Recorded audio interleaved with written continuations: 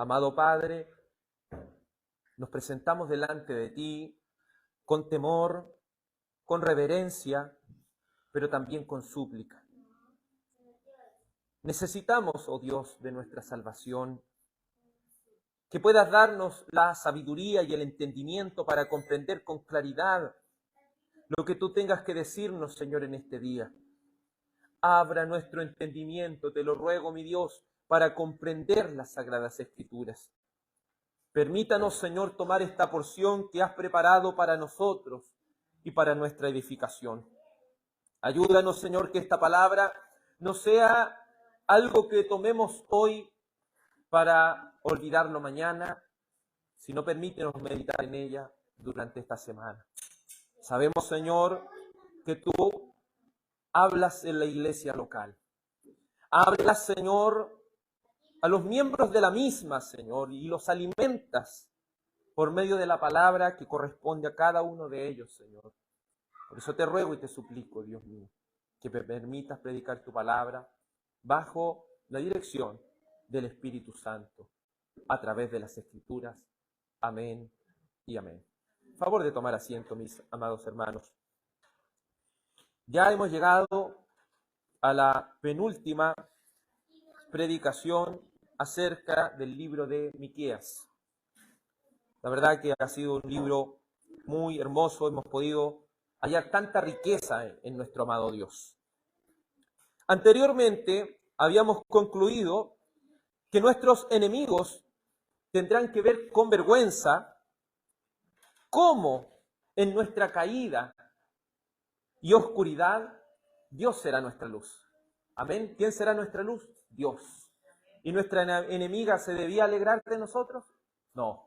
No te alegres, enemiga mía, porque aunque he caído, me levantaré.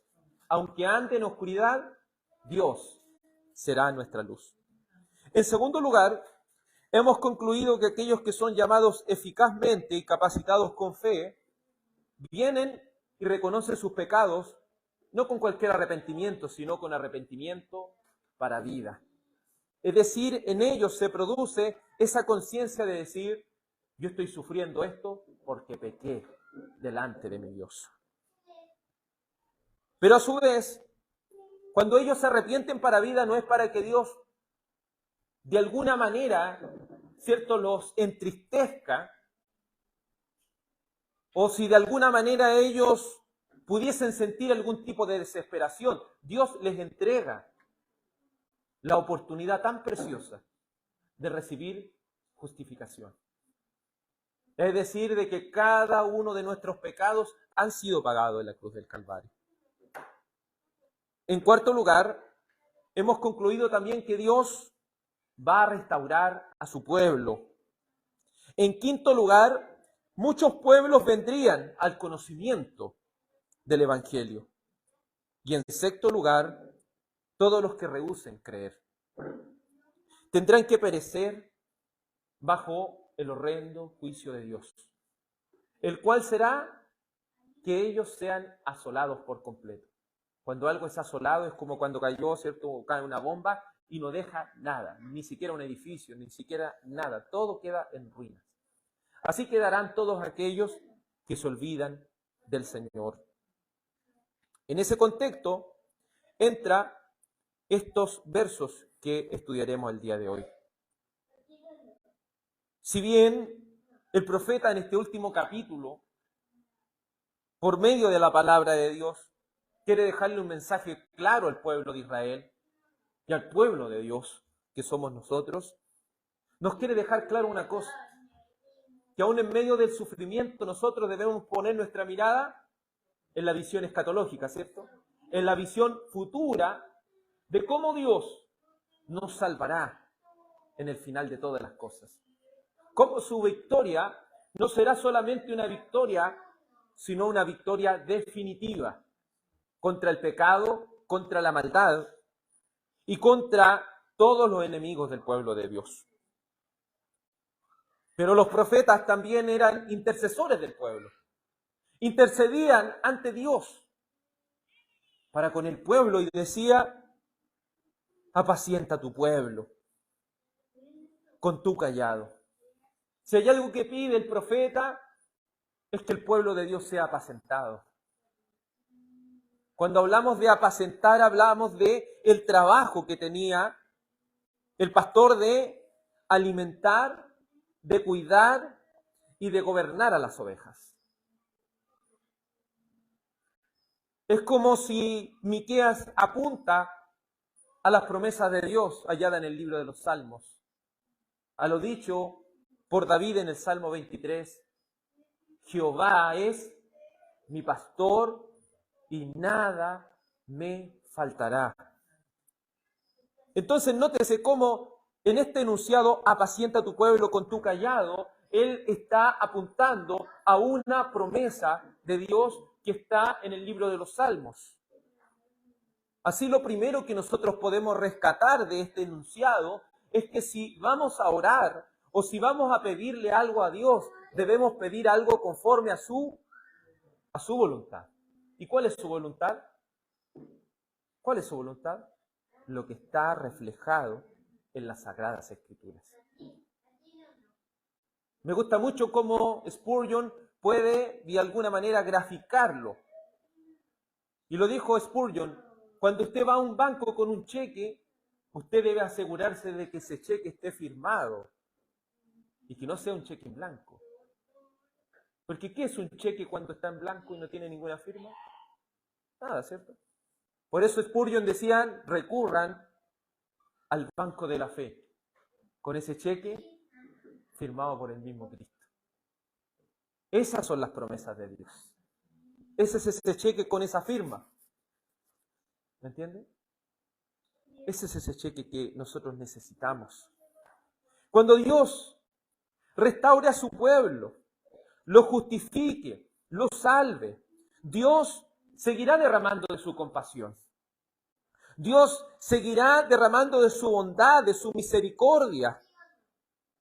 Es ahí donde apela a los atributos de Dios para llegar a este conocimiento. Uno no solo debe adquirirlo, sino que debe aplicarlo en la vida.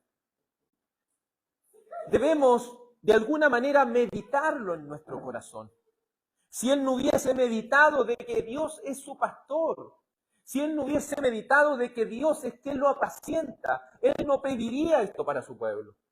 Pero esto es parte de la meditación que todo cristiano debe hacer. Y él exclama y dice: apacienta tu pueblo con tu callado. Apunta de manera alegórica, ¿cierto? Aquí está hablando de una alegoría. En esta alegoría, ¿quiénes son las ovejas?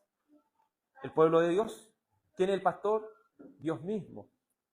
Pero Dios también en esta alegoría utiliza algo. El profeta está pidiendo algo. Uno de los instrumentos que utiliza un pastor. Y ese instrumento es el callado. ¿Usted sabe cuál es la diferencia entre una vara y un callado?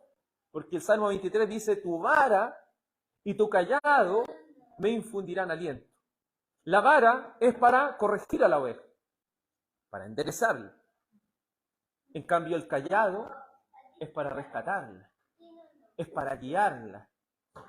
Porque el callado, ¿cierto?, tenía esa curvatura que permitía que cuando la oveja iba a caer o iba a caer por un risco, ¿cierto?, pusiera el callado el pastor y la tirara para atrás para salvar.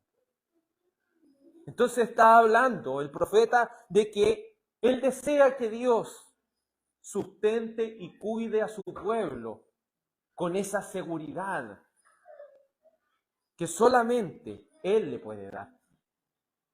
Porque este pueblo, con los juicios que vendrían a causa de su pecado, iba a quedar indefenso. Este pueblo estaba sufriendo por un liderazgo el cual estaba siendo deficiente. Pero el profeta apunta a una promesa aún más grande. Apacienta a tu pueblo con tu callado, oh Dios. Entendiendo esto, podemos seguir analizando de que el profeta desea, y acompáñeme al Salmo 23, por favor. El profeta desea el sustento prometido por Dios hacia su pueblo. Es como si Él estuviese afirmándose del Salmo 23, el cual dice, Jehová es mi pastor. Y ya lo hemos dicho en innumerables oportunidades que cuando la Biblia utiliza la palabra Jehová, está hablando del Dios del pacto, del Dios de Abraham, del Dios de Isaac y del Dios de Jacob. Entonces está diciendo, el Dios del pacto es quien me apacienta, porque pastor, el sinónimo de pastor es el que apacienta, el que cuida, el que sustenta. Él está diciendo, el Dios del pacto, Él me está asegurando de que Él es quien me va a sustentar y me va a cuidar. ¿Y eso quiere decir que si Él me sustenta y me cuida, me va a faltar algo? No me va a faltar absolutamente nada. ¿Por qué? Porque Él, dentro de lo que es apacentar, dentro de lo que es el pastorado que hace Él, me va a guiar a un lugar de delicados pastos. Y muchos, quizás al leer esto sin contexto, creeríamos de que aquí está hablando de unas praderas inmensas de pasto. ¿Cierto? Uno, al lugar de delicados pastos, y siempre en los cuadros pentecostales, ¿cierto?, colocan unas ovejitas con unos prados inmensos. Pero entendamos en contexto, estamos en Medio Oriente. En Medio Oriente el pasto no es algo que usted va a encontrar así tan fácil. A no ser que esté en aquel lugar de Galaad, o no a ser que esté en aquel lugar de Basán, donde el pasto es abundante. Pero si está para estos sectores de Jerusalén, o parte del reino del norte, no hay mucho de donde podamos ver pastos. Así que el pasto delicado es ese pastito que crece entre medio de los peñascos. El pasto delicado es ese pastito que crece en lugares adversos, pero que solo el pastor sabe dónde está. Esa es la diferencia. Para hallar pasto en el desierto debe haber un conocimiento. Y ese conocimiento soberano lo tiene Dios. Pero el salmista está seguro, como lo está Miqueas, de que Dios lo hará descansar. Pero no solo lo llevará a un lugar donde él sea alimentado, sino a un lugar donde él reciba esa agua que necesita. Porque el sustento material que una oveja necesita es pasto y agua. Necesita de lo esencial para sobrevivir. Y si ese pastor le falla, esa oveja va a perecer. Esa oveja va a sufrir de inseguridad y va a sufrir posteriormente la muerte. Luego dice en el verso 3, ¿qué va a hacer a su alma? La va a confortar. ¿Por qué? Porque lo va a guiar por senda de justicia por amor de su nombre. Si hay algo que necesitan las ovejas es una guía. Las ovejas parecen ser indefensas, parecen necesitar de ser apacentadas. No así los cabritos, se fija, los cabritos los dejan en el cerro y a veces andan solitarios en esos peñascos, andan solitarios ahí. Pero las ovejas necesitan del cuidado de su pastor. Y el verso 4 es donde me quiero centrar y dice, aunque ande en valle de sombra o de muerte, no temeré mal alguno, porque tú estarás conmigo. Tu vara y tu cayado me infundirán, ¿qué cosa? Aliento. Sabemos que en ese momento tan difícil que ellos estaban viviendo como nación, en ese momento donde los pastores que Dios había puesto, el liderazgo que Dios había puesto sobre el pueblo de Israel, había fallado, ellos habían quedado en un valle de sombra de muerte. Ellos habían quedado en ese lugar tan duro y tan difícil. En ese lugar donde me gusta mucho, como dice la versión Dios habla hoy, dice, tu vara y tu cayado me inspiran confianza. ¿Se fija? ¿Qué hace la vara y el cayado del Señor? Me inspiran confianza. Si hay algo que ellos habían vivido como nación, y lo reitero, es el colapso de sus líderes. Sus líderes ya se estaban yendo tras el pecado, sus líderes estaban yendo tras la maldad. ¿Y ellos cómo habían quedado? Desconfiados. Desconfiados, ellos ya no confiaban. Pero ellos sabían que su pastor, el Dios del pacto, el príncipe de los pastores, como dijo el apóstol Pedro, era quien por su gracia y misericordia los iba a dar esa confianza. También otra versión de la Biblia dice, tu vara y tu cayado me protegen, me da seguridad. Los líderes de Israel ya no le estaban brindando esa protección al pueblo, sino como vimos en su contexto de Miqueas, ellos estaban oprimiendo al pueblo. Los ricos y los príncipes, en vez de ayudar al pueblo, en vez de hacer justicia, ellos se estaban yendo tras el pecado y tras la maldad. Pero el profeta tenía una seguridad, que aunque anduviese en valle de sombra de muerte, no temería mal alguno porque ¿quién estaría con ellos? Dios, porque tú estarás conmigo. Luego dice, tu vara y tu cayado me van a dar ese aliento. Otra versión dice, tu vara y tu cayado me llena de confianza. Esa seguridad es la que el profeta desea para el pueblo de Dios. ¿En qué otro lugar podemos hallar esa seguridad que solamente Dios nos brinda? ¿En qué otro lugar podemos hallar esa seguridad? Sabemos que en ningún otro lugar. Sabemos que en ningún otro. Volvamos a Miqueas. Miqueas 7:14 dice, apacienta a tu pueblo. Es decir, Dios, sustenta a tu pueblo con esa seguridad que solamente tú nos puedes dar. Apacienta a tu pueblo con tu cayado. Luego dice, el rebaño de tu heredad, es decir, el rebaño de tu herencia. Nuevamente está apelando al pacto que Dios hizo con su pueblo. Porque está diciendo, Dios, somos herencia tuya. Apacienta a tu pueblo, Señor. Tú lo prometiste en tu pacto. Apacienta a tu pueblo con tu cayado, Señor. Porque tú, oh Dios, porque nosotros somos tu herencia.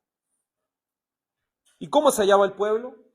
Según el profeta, hablando de manera alegórica, dice que mora solo en la montaña. ¿Cómo se hallaba el pueblo de Israel? Se hallaban como ovejas que no tenían pastor. ¿Se acuerda lo que dijo el Señor Jesucristo cuando vino en su segunda venida? Dijo, yo veo a este pueblo como ovejas que no tienen pastor. Y Él se conmueve al ver a su pueblo sin dirección, sin una guía, sin un liderazgo. Ellos no tienen quien les guíe.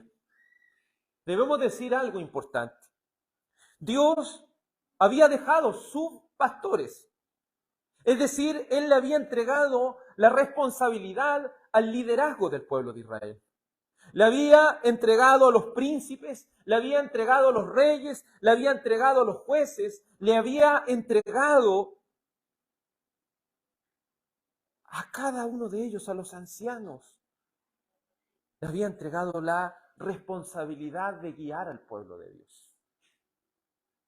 La responsabilidad de sustentar tanto espiritualmente al pueblo, ¿cierto?, por el lado del sacerdocio, y sustentarlo económicamente, como debían hacerlo también los reyes. Pero los pastores de Israel no estaban cumpliendo su trabajo. Ellos, según el contexto, eran impíos. Ellos habían dejado al pueblo solo en la montaña. Habían dejado al pueblo totalmente indefenso. Ellos tenían el deber de pastorear al pueblo, de sustentarlo tanto en lo espiritual como en lo material. Pero ellos eran perros voraces, como dice Isaías, mudos y ciegos. Ellos se habían apartado de Dios. Ellos no eran aptos para el cuidado de las ovejas. Veamos un poco el panorama de lo que sucede aquí. Acompáñeme por favor a Ezequiel 34. Libro de Ezequiel, capítulo 34.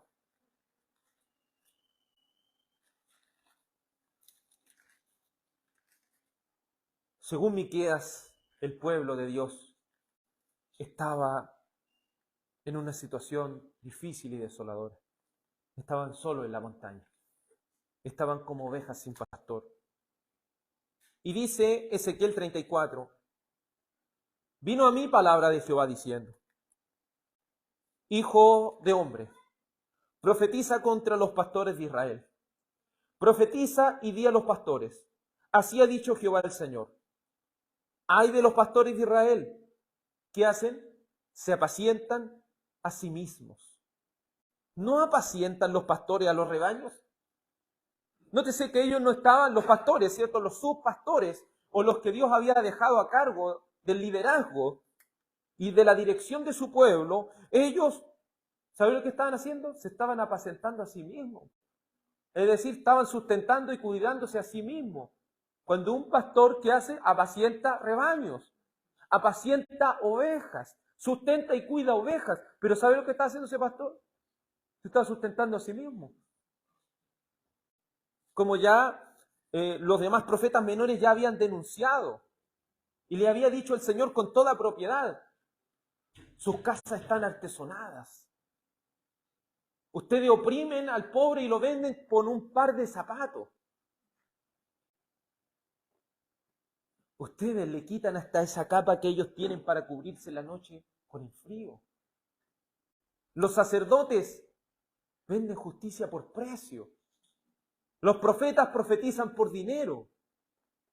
Es decir, ellos solamente veían la grey de Dios como una ganancia. Se apacentaban a sí mismos. Veamos lo que dice. Verso 3 lo describe. Dice que estos falsos pastores, en el contexto que estaba viviendo, recuerde, que dice Miqueas, tu rebaño, Señor, está solo en la montaña. Tu rebaño ha quedado sin pastor. Y dice, verso 3, coméis la grosura y os vestís de lana, la engordada degolláis, mas no apacentáis las ovejas del Señor. Es decir, ¿cómo estaban ellos? Ellos comían la grosura, comían lo mejor. Ellos se vestían de lo mejor. ¿Y qué hacían con la engordada? La degollaban. Es decir, en palabras alegóricas, ellos lo que estaban haciendo un lucro de las ovejas del Señor. Ellos estaban lucrando hasta lo máximo con ellas, como podían decir, ¿cierto? Hasta, uno dice, hasta la lana le quitaron, más que la lana aquí le estaban hasta degollando. Las que tenían más poder económico, las degollaban para devorar todas sus carnes. Y dicen más, no apacentáis las ovejas, no fortalecéis las débiles, ni curasteis la enferma, no vendasteis la perniquebrada, no volvisteis al redil la descarriada, ni buscasteis la perdida, sino que os habéis enseñoreado de ellas con dureza y con violencia. Ellos no estaban sustentando la oveja, ellos la oprimían con violencia. Y esta violencia no necesariamente se habla de que ellos le pegaban, no. ¿Sabe la violencia más grande en la que no es con palabras? La violencia más grande que el pueblo, el rebaño de Dios estaba viviendo es que los pastores no estaban haciendo su trabajo. A veces eso puede parecer inofensivo, pero es un pecado muy grande delante de los ojos de Dios. Y aquí concuerda con lo mismo que dice Miqueas. Verso 5 dice, y andan errantes por falta de pastor, y son presa de todas las fieras del campo, y se han dispersado. ¿Cómo estaba este rebaño del Señor? ¿Cómo estaban estas ovejitas del Señor, sino que estaban dispersas? Aparte de estar dispersas, estaban corriendo peligro. Estaban corriendo peligro por falta de pastor. Dice, pero si usted lee todo el contexto, es como si a nadie le importa. Las ovejas del Señor están sin pastor y pareciera que a los demás nadie le importa. Verso 6 dice, anduvieron perdidas mis ovejas por todos los montes y en todo collado alto, y en toda la faz de la tierra fueron esparcidas mis ovejas, y no hubo quien las buscase ni preguntase por ellas. Esto es triste, amado hermano, y esto es algo que estamos viviendo en la contingencia. Hay muchas personas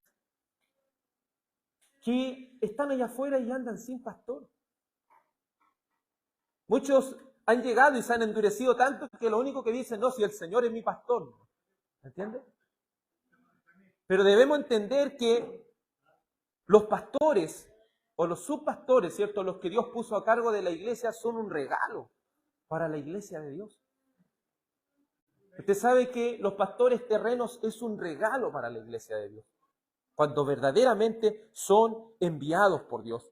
Como Jeremías 3:15 al 17 dice, yo les voy a enviar pastores conforme a mi corazón. ¿Y cómo es el corazón de Dios sino lo que el mismo libro de Efesios expresa? ¿El qué hace con su iglesia? La sustenta y la cuida. Es decir, la apacienta. Es decir, le entrega todo lo necesario, tanto espiritualmente como económicamente. Entendamos esto, amado. Dice el libro de Efesios capítulo 4 del verso 11 al 13. Él mismo constituyó a uno apóstoles, a otros profetas, a otros evangelistas, pastores y maestros. ¿Con qué fin? ¿Con qué fin? Con el fin, ¿cierto?, de apacentar la grey de Dios, pero con el fin también de que ellos sean alimentados espiritualmente, con el fin de que ellos crezcan en el conocimiento de la verdad de Dios, con el fin de que ellos tengan y lleven mucho fruto espiritual. Mire, acompáñeme a Efesios 4:11. Efesios 4:11. Dice así la palabra de Dios.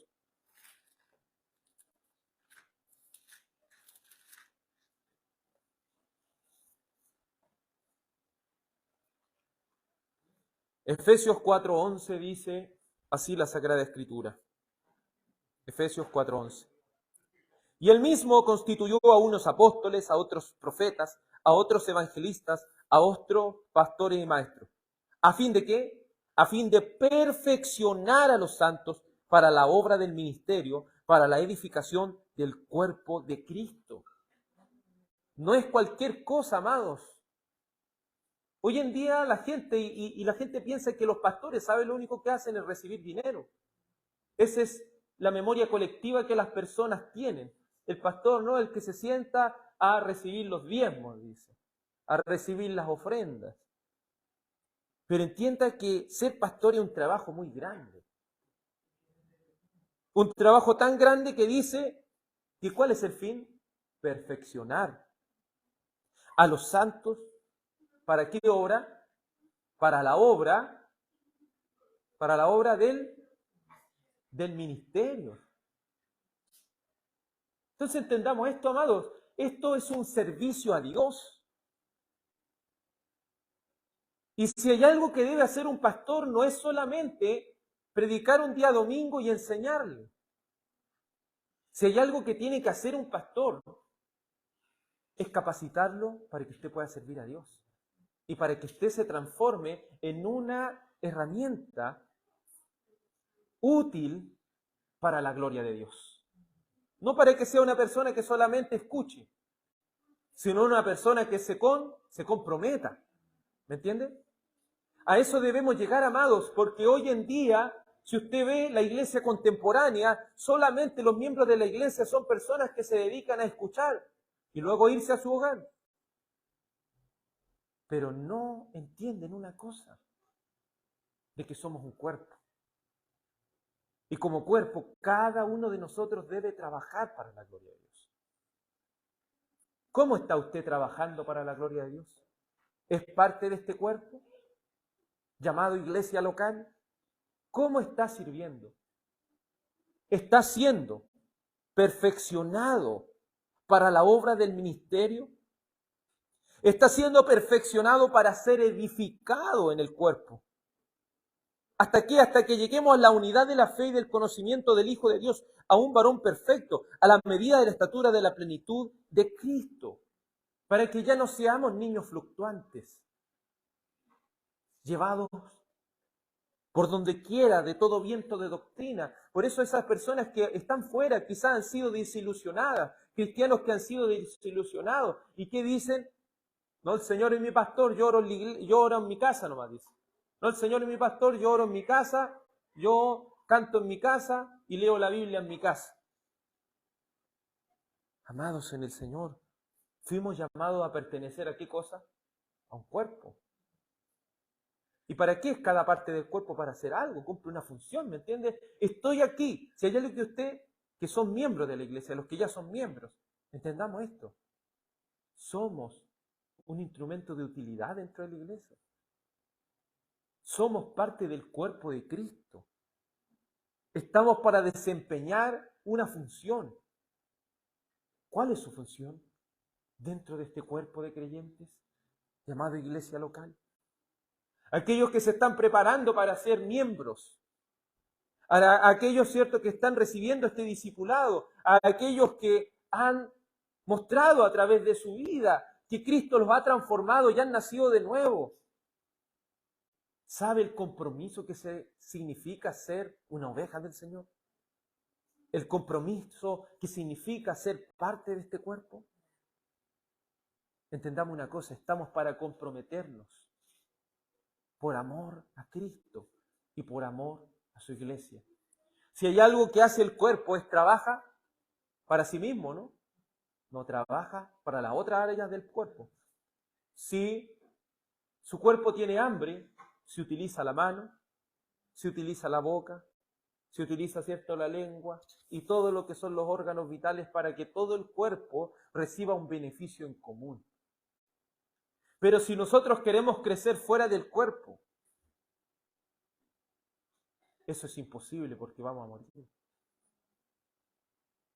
Es decir, los dones que Dios ha dado a su iglesia y a cada miembro son en beneficio ¿de quién? En beneficio del cuerpo, no en beneficio de sí mismos. Por eso, amados, debemos comprometernos con la iglesia local. Porque ese compromiso lo estamos haciendo con Cristo. Porque Él es quien nos apacienta, nos sustenta, nos cuida. Y Él ha puesto, ¿cierto?, para que todos podamos crecer para la gloria de Dios. Pero este pueblo se hallaba solo, se hallaba en esa montaña en soledad. Y dice Miqueas 7:14, apacienta tu pueblo con tu cayado, el rebaño de tu heredad, que mora solo en la montaña, en campo fértil. Y ahí dice, ¿qué le sugiere el profeta al Señor? Señor, es como si le dijera, busque pasto en Basán y Galaad, como en el tiempo pasado. Se fija, el profeta le sugiere al Señor, aunque aquí no dice con acento en la E, busqué, no dice que él buscó. Le dice, Señor, busque. ¿El que está haciendo nuevamente memoria de las proezas de Dios? Él se acuerda de las proezas antiguas de su Dios. Por eso el verso 15 dice, yo le mostraré las maravillas como el día que saliste de Egipto. Es decir, a eso está haciendo alusión el profeta. Está diciendo, busque pasto en Basán y en Galaad como en el tiempo pasado. El profeta anhela que Dios pastoree a su pueblo y lo lleve a áreas fértiles al este del Jordán. Sabemos que al este del Jordán se encontraban estos lugares como Basán y Galaad, donde sí había más pasto que en otras partes del desierto. Y le decía, Señor, llévame a ese campo fértil. Y no llévame a mí, sino lleva a tu pueblo, Señor. Lleva a tu pueblo a ese campo fértil. Si hay algo que los pastores deben orar, es decir, Señor, lleva a tu pueblo al campo fértil, donde pueda hallar ese alimento. Dice, busque pasto en Basán y Galaad, como en el tiempo pasado. Hace memoria de tiempos antiguos. Verso 15, 16 y 17 dice, yo les mostraré maravillas como en el día que saliste de Egipto. Las naciones verán y se avergonzarán de todo su poderío. Pondrán la mano sobre su boca, ensoberdecerán sus oídos, lamerán el polvo como la culebra, como las serpientes de la tierra, temblarán en sus encierros, se volverán amedrentados ante Jehová nuestro Dios y temerán a causa de ti. El Señor a su debido tiempo contesta. El profeta había terminado de sugerir, Señor, busque pasto aquí. Y el Señor le responde en el verso 15 y le dice, yo les voy a mostrar. Yo les voy a mostrar las maravillas. Como el día que saliste de Egipto. Es decir, cuando pedimos algo conforme a su voluntad, dice la primera de Juan, Él nos oye. Y nos desafía al Señor. Y nos dice, pidan todo lo que ustedes quieran. Y les va a ser hecho. Pero eso ustedes quieran es querer la voluntad de Dios. La voluntad reflejada en las Escrituras. Porque Dios quiere mostrarle las maravillas de cuando ellos salieron en Egipto. ¿Se acuerda cómo Dios pastoreó a su pueblo en Egipto? ¿Se acuerda cómo Dios lo sacó poderosamente y lo libró de mano de Faraón? ¿Cómo Dios, en un desierto inhóspito, en un desierto donde un ser humano no podía vivir por mucho tiempo, Dios lo sustentó? Llegando, ¿cierto?, al agua de Mara, que era un agua amarga, Dios la transforma en agua dulce para que ellos puedan beber. Cuando ellos tuvieron hambre, Dios envió desde el cielo maná. Tuvieron hambre de carne, el Señor hizo descender codornices. Su calzado nunca se envejeció, su ropa tampoco. Para ser cubiertos del calor, ¿qué es lo que hacía el Señor? Enviaba una nube por el día. Es decir, el Señor sustentó a su pueblo de maneras maravillosas. Pero ese mismo Dios del pasado es el mismo Dios de ahora. Porque el libro de los Hebreos dice, Él es el mismo de ayer, de hoy y por todos los siglos. No nos esmeremos en pedir cosas fuera de la palabra de Dios. Esmerémonos en pedir cosas que están bajo la soberana voluntad de Dios. Yo les mostraré las maravillas, como el día que salieron de Egipto. Hay algunos que se preguntan y dicen, ¿pero por qué debo orar a Dios? ¿Por qué debo pedir a Dios si Él sabe lo que yo necesito? Es que sabe que parte de su plan soberano no es solo responderle. Parte de su plan soberano es que usted mismo sea partícipe de lo que va a recibir, clamando al Señor. Porque soberanamente Él nos va a dar, pero soberanamente también establecido que nosotros vamos a pedir. Siéntase tan feliz, amado, y bienaventurado de que pueda con sus propios labios clamar al Señor. No descuidemos la oración. No volvamos la oración como solamente una vana repetición, que nos arrodillamos y decimos las mismas cosas siempre. Transformemos la oración en una conversación con nuestro amado Dios, basada en las promesas inamovibles e inconmovibles de la Sagrada Escritura. Me alegro tanto, amados hermanos, que ya estamos pasando el libro de los Salmos, ya hemos llegado a la mitad de la Biblia, la mayoría de nosotros. Y me alegro tanto por eso, porque de verdad que nos estamos llenando con la palabra de Dios. Y necesitamos llenarnos aún más. Quizá el primer paso va a ser leer la Biblia completa. El segundo paso va a ser meditarla. Que eso va a ser aún más profundo de lo que estamos haciendo ahora. Pero sabemos que el Señor nos va a mostrar sus maravillas. Porque el mismo Dios que sustentó a Israel es el mismo Dios que sustenta hasta el día de hoy a su pueblo. ¿Y qué va a pasar con los enemigos del pueblo de Dios? Verso 16 dice, las naciones verán, ¿se acuerda la enemiga que se reía? La enemiga que estaba viendo cómo el pueblo de Dios estaba siendo devastado. Esa enemiga, esas naciones van a ver y se van a avergonzar de todo el poderío de Dios. Perdón, se van a avergonzar de su poderío. Es decir, que el poderío, los carros y caballos que ellos tenían no eran suficientes ante el poder de Dios. Ese poder tan grande, amados. Las naciones verán y se avergonzarán de todo su poderío. Pondrán las manos sobre su boca, ensoberdecerán sus oídos. Es decir, ellos no van a poder creer todo lo grandioso que es nuestro amado Dios. Y de cómo Él nos libra de mano de nuestros enemigos. ¿Sabe por qué Dios no nos deja vengarnos por nosotros mismos? porque debemos dejar la venganza a la ira de Dios.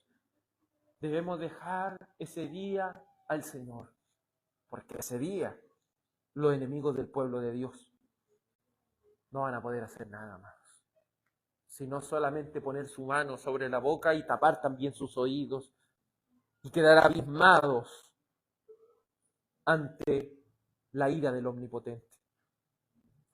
Pero no solo ellos se van a avergonzar, los enemigos del pueblo de Dios, cuando Dios sustente a su pueblo eternamente y para siempre, cuando Dios traiga la victoria final, sino que ¿qué van a hacer los enemigos del pueblo de Dios? Lamerán el polvo como la culebra.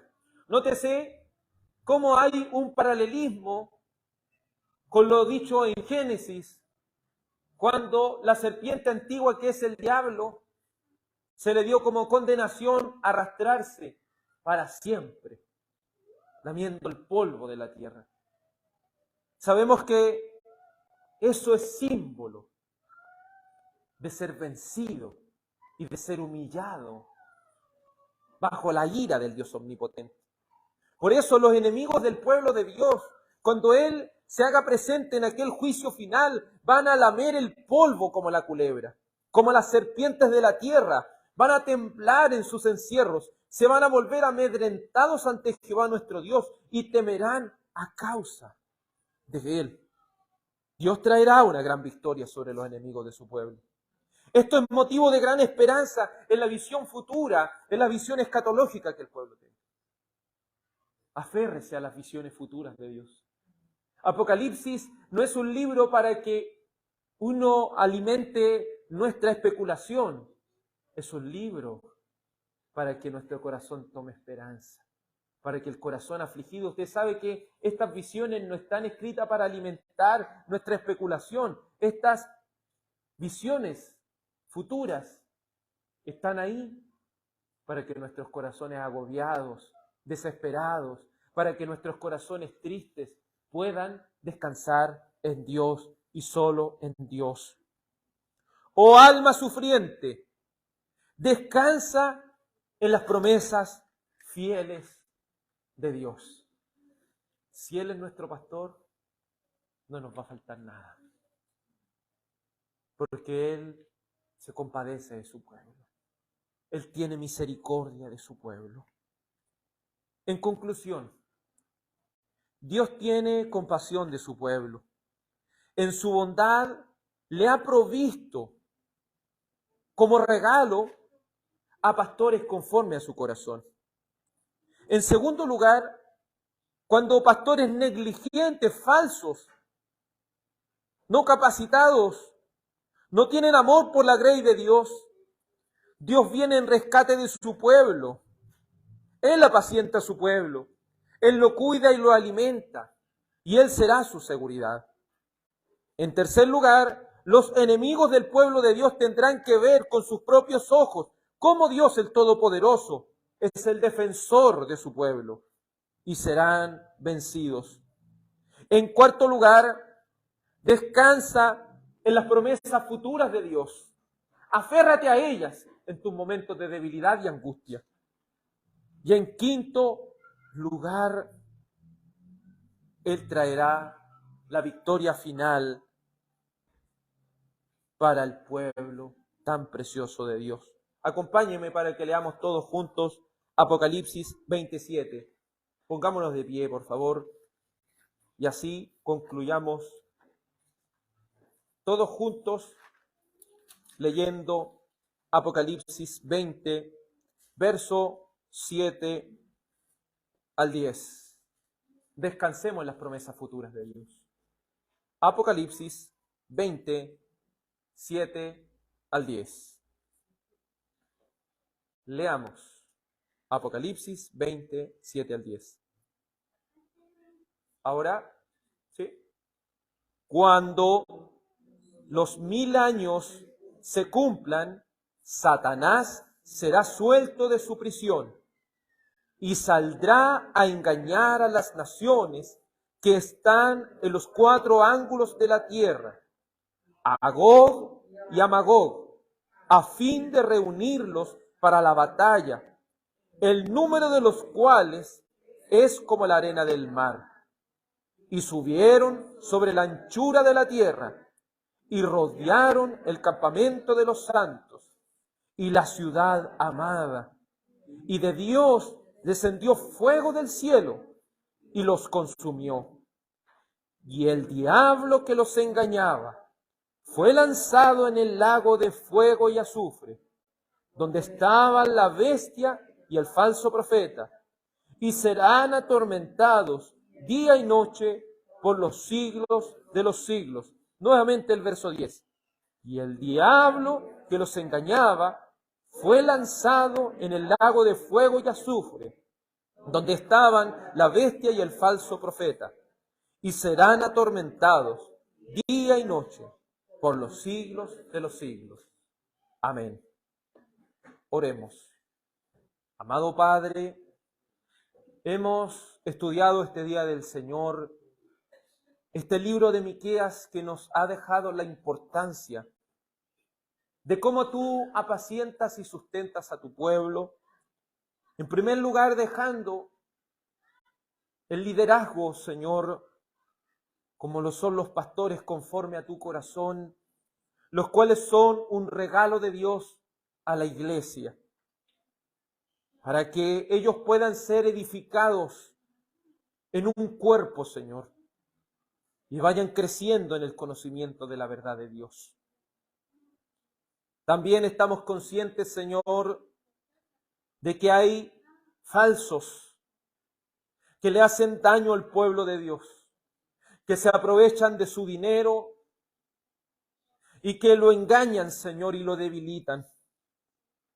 Pero tenemos la esperanza de que tú, oh Dios, eres el defensor de tu pueblo y que tú mismo los sustentarás con tu cayado y les darás aquella seguridad a aquellas ovejas.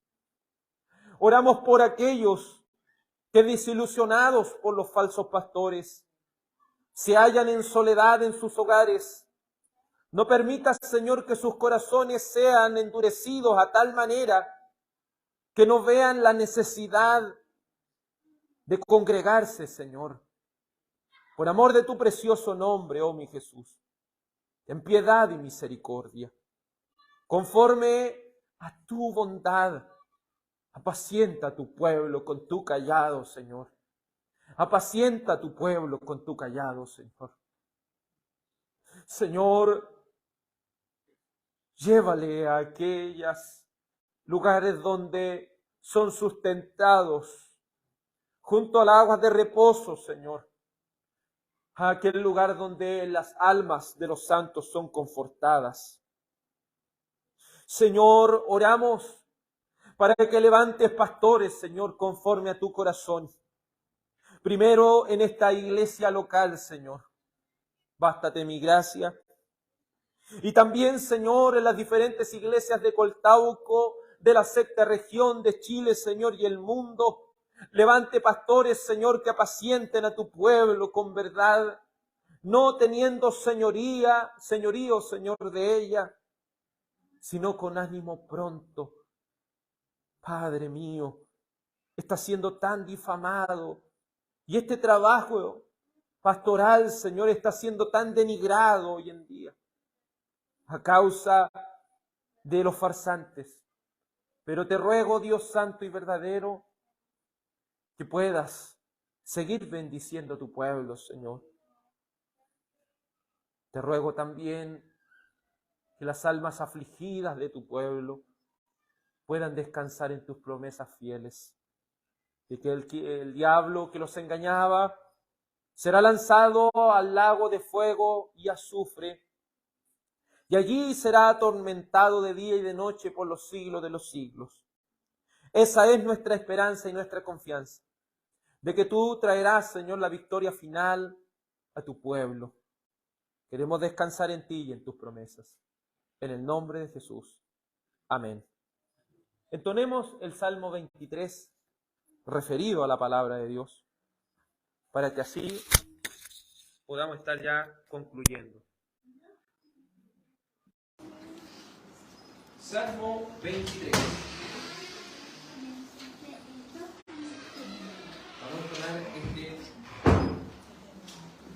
Hermoso Salmo 23. Cántelo, amado hermano y hermana, de todo corazón. Cántelo con fuerza, sin miedo a equivocarse. Cantemos y meditemos las palabras de Dios. Este Salmo 23, dice Juan Calvino, canta los bienes y la felicidad que Él tiene. Y de una confianza maravillosa, espera que Dios, de quien esté bien de bien, lo tratará siempre de igual manera. Entonemos este Salmo 23. Es Jehová Dios mi pastor atento, nada me faltará en ningún momento. Me hará yacer en los lugares vastos, en donde abundan delicados pastos, junto a las aguas mansas en corriente. Me pastorea con su voz potente. A mi alma Él dará su fortaleza, por causa de su nombre con firmeza. Me guiará por sendas de justicia, aunque ande en valle de sombra de muerte. No temeré ningún mal que a mi lado. Me alentará tu vara y tu callado. La mesa ante mí has preparado, delante de los que me han angustiado. Unges tú mi cabeza con aceite, mi copa se derrama de deleite. Misericordia y bien tendré en mi vida. Moraré con Jehová por largos días. Una vez más. Es Jehová Dios mi pastor atento, nada me faltará en ningún momento. Me hará yacer en los lugares vastos, en donde abundan delicados pastos, junto a las aguas mansas en corriente. Me pastorea con su voz potente. A mi alma Él dará su fortaleza, por causa de su nombre con firmeza.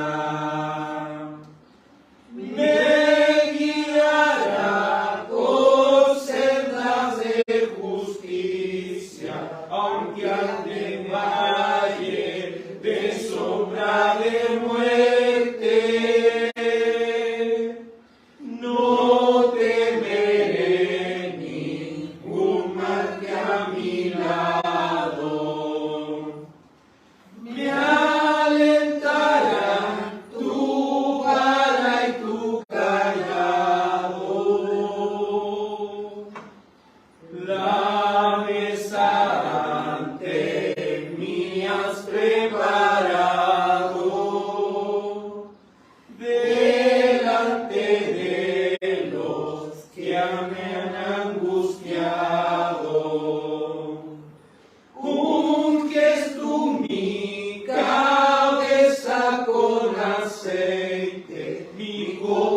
se derrama de deleite, misericordia y bien tendré en mi vida. Moraré con Jehová por largos días. Amén. Gracias le damos a Dios. Oremos para que el Señor pueda bendecir este día y también nuestra semana. Amado Dios, vamos delante de ti, no clamando a cualquiera, sino clamando a nuestro Padre. A ese Padre bueno que nos ha provisto de tantas cosas, que sustenta y apacienta como un pastor, el cual nos cuida y nos da esa seguridad que en ningún otro lugar podemos hallar. Te ruego, Señor, y te suplico por amor de tu precioso y bendito nombre, que el Señor bendiga a su pueblo, que el Señor guarde a su pueblo y que el Señor haga resplandecer su rostro sobre nosotros y seremos salvos. Haz resplandecer tu rostro, Señor, sobre nosotros. Amén y amén. Que el Señor les bendiga, amados en Cristo Jesús. Que tengan un muy buen día del Señor.